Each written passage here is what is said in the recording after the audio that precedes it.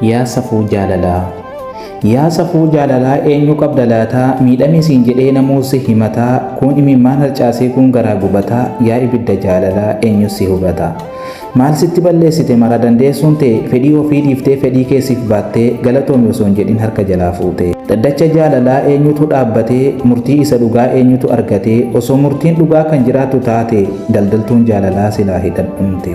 Imimmaan harca'ee akka bishaan yaa'uu garaan siif gubatee cuggaarran madaa'uu yaa bada nama koo gifii sittin ta'u.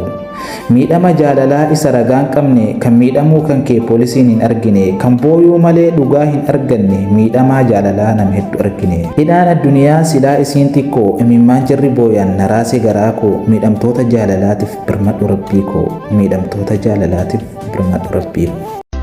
Onneen koo qulqulluun har'as jaalataa balbalasaa banee taa'ee si eegataa jiru natti hin tolle yooma naftaa.